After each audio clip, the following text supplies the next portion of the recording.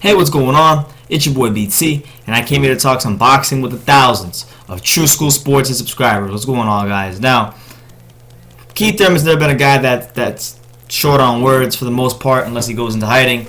But outside of that, he's always a guy that speaks his mind. He's always a guy that has no problem saying things the way he wants to. And he basically came out and said that if he is to get past Shawn Porter in their bout on June 26th, that he is eyeing none other than WBC welterweight champion Danny Garcia. And what he said in this quote is something I feel very strongly about. So if he is to beat Shawn Porter, I hope he fights Danny Garcia. But I'll read you the quote. Here's what he said. So in regards to Danny Garcia, Keith Thurman stated the following. I quote, "I would love the Danny Garcia fight, and I want the WBC belt. I am not a fan of Garcia being at welterweight, and he picks his fights, facing someone decent once every 3 fights. He would have trouble with a lot of top welters, including me, Shawn Porter, and Kell Brook. The division has 3 undefeated champions, and it's time that they faced off." So there you go. There you have it.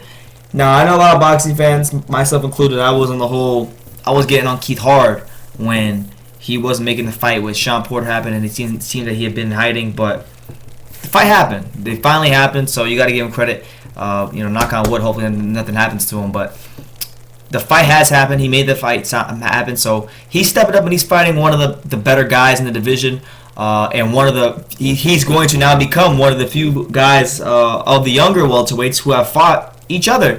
Shawn Porter and Kell Brook were the only guys to have fought another top young welterweight, and Keith Thurman can now join that company. So he's actually gaining a little bit of credibility here by taking that fight. All being said, I agree with him, man. Danny Garcia, if you've been following me for any amount of time, it's no secret I'm not a fan of the guy.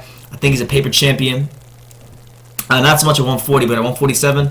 Definitely a paper champion, and even at 140, there were certain fighters that he avoided fighting, such as Victor Postal, that I just made a little cowardice. So I'm hoping Danny Garcia, if that fight is available, hopefully he does fight the winner of Thurman Porter. But yeah, man, Keith Thurman coming out, he's speaking the truth. Let you guys know that if he is to do what he said he's going to do against Shawn Porter, which, that's a 50-50 fight. We don't even know if he's going to get past Shawn Porter, so he better just worry about taking care of business against Shawn Porter. But if he is to do it, he wants to take on other than Danny Garcia. And listen, stylistically speaking, I think that's a stylistic nightmare for Danny Garcia, because Keith Thurman is a boxer-puncher.